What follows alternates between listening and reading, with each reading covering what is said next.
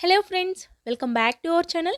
ఈరోజు వీడియోలో ఇంట్లోనే చాలా సులభంగా ఫ్రైడ్ ఎగ్ పఫ్స్ని ఎలా చేయాలో చూపిస్తానండి.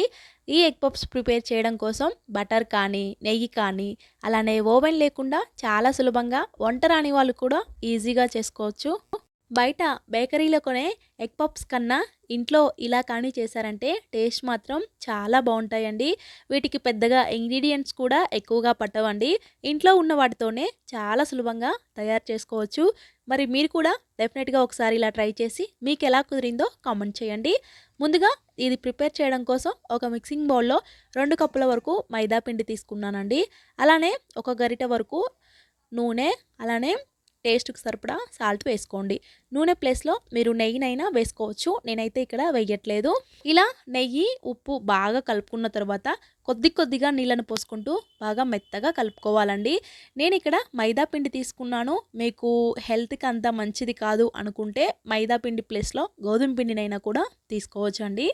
కానీ గోధుమ పిండి కన్నా మైదా పిండితో ఈ ఎగ్ పఫ్స్ ప్రిపేర్ చేసుకుంటే లోపల పొరలుగా బయట క్రిస్పీగా బాగా వస్తాయండి. ఇలా పిండిని కలుపుకున్న తర్వాత పిండిని కవర్ చేసుకొని ఒక హాఫ్ అన్ అవర్ బాగా నాననివ్వండి. ఇప్పుడు ఒక మిక్సింగ్ బౌల్లోకి 2 స్పూన్ల వరకు మైదా పిండి అలానే నూనెని వేసుకొని బాగా కలుపుకోవాలి. ఇలా లిక్విడ్ లాగా వచ్చే విధంగా కలుపుకొని పక్కన పెట్టుకోండి. ఇప్పుడు ఈ ఎగ్ పఫ్లోకి కర్రీని ప్రిపేర్ చేసుకోవాలి కాబట్టి స్టవ్ పైన ప్యాన్ పెట్టుకొని ఆయిల్ వేసుకొని కొద్దిగా జీలకర్ర, అలానే సన్నగా అడ్డంగా కట్ చేసుకున్న ఉల్లిపాయ ముక్కలు, పచ్చిమిర్చి, కరివేపాకు, పసుపు, అలానే టేస్ట్కి సరిపడా సాల్ట్ వేసుకొని బాగా మిక్స్ చేసుకోండి.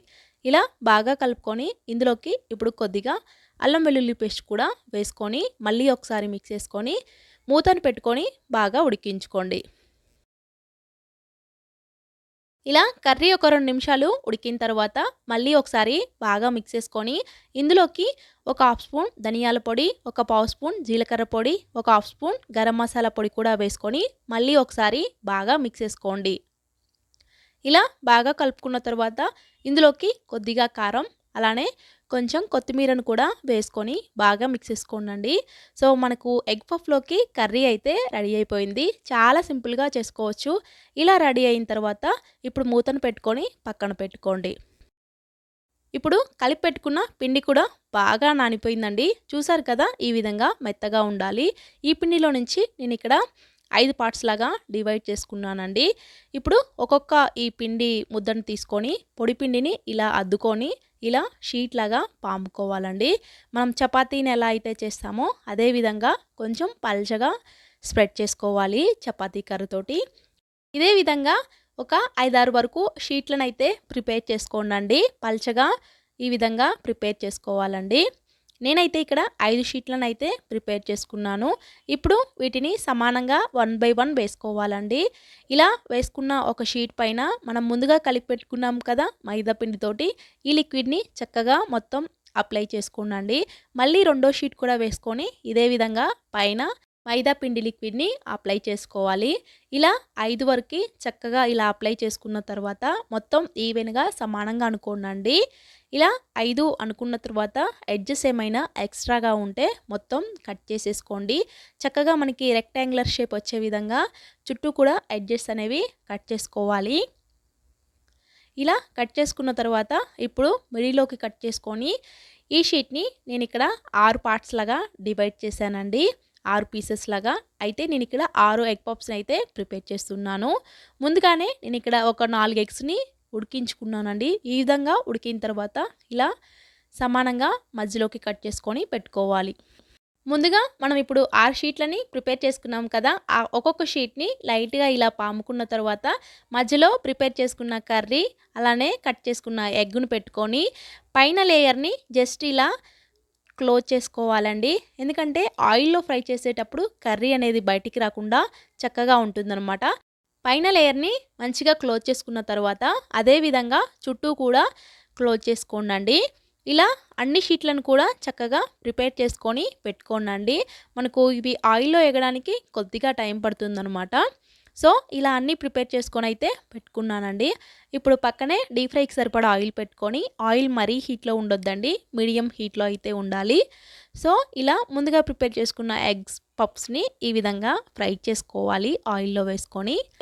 మీకు ఒకవేళ ఆయిల్‌లో ఫ్రై చేయడం ఇష్టం లేకపోతే గిన్నెలో సాల్ట్ వేసుకొని ప్రీ హీట్ అయిన తర్వాత స్టాండ్ పెట్టుకొని ప్లేట్‌లో ఈ ప్రిపేర్ చేసుకున్న ఈ ఎగ్ పఫ్స్‌ని పెట్టుకొని ఒక 20 మినిట్స్ పాటు మీడియం ఫ్లేమ్‌లో ఉడికించుకుంటే ఎగ్ పఫ్స్ అనేవి ప్రిపేర్ అయిపోతాయి. కానీ వాటికన్నా ఇవి టేస్ట్ చాలా బావుంటాయండి. ఆయిల్ కూడా ఎక్కువగా పట్టదనమాట. ఇవి వేగడానికైతే కొంచెం టైం పడుతుంది. సిమ్‌లో పెట్టుకొని 2 వైపులా కూడా చక్కగా తిప్పుకుంటూ ఫ్రై చేసుకోవాలి. ఇలా ఫ్రై చేసుకున్నానండి నేనైతే ఎగ్ పఫ్స్‌ని. మిగతా ఎగ్ పఫ్స్‌ని ఇదే విధంగా ఫ్రై చేసిన తర్వాత ఎడ్జెస్ కట్ చేసుకున్నాం కదా పిండిని, ఈ పిండిని ఒక షీట్ లాగా పాముకొని మధ్యలో ఇలా బిస్కెట్స్ లాగా కట్ చేసుకొని ఫ్రై చేసుకున్నాను. ఇవైతే పిల్లలకి స్కూల్‌కి స్నాక్స్ లాగా యూజ్ అవుతాయనేసి ఇలా ఫ్రై చేశానండి. సో, చాలా బావుంటాయి. క్రిస్పీగా పొరలు పొరలుగా చాలా బాగా వచ్చాయండి. నెక్స్ట్ వీడియోలో చక్కగా షుగర్ తోటి ఎలా చేయాలి అనేది షేర్ చేస్తాను. చూసారు కదా! ఎగ్ పఫ్స్ అయితే చాలా చాలా టేస్ట్ అయితే బేకరీ కన్నా చాలా చాలా బాగున్నాయి. తప్పకుండా ఒకసారి ఇలా ట్రై చేయండి. ఇంట్లో ఉన్న వాటితోనే చాలా సులభంగా తయారు చేసుకోవచ్చు. మరి వీడియో చూస్తున్న వాళ్ళు డెఫినెట్‌గా ట్రై చేసి మీకెలా కుదిరింది అనేది కూడా కామెంట్ బాక్స్‌లో తెలియజేయడం మర్చిపోవద్దు.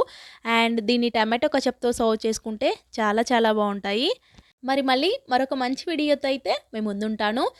కొత్తగా మన ఛానల్‌ని చూస్తున్న వాళ్ళు తప్పకుండా సబ్స్క్రైబ్ చేసుకోండి. అలానే వీడియోని లైక్ చేయండి. మీకెలా కుదిరింది అనేది కామెంట్ చేయడం మర్చిపోకండి. By by.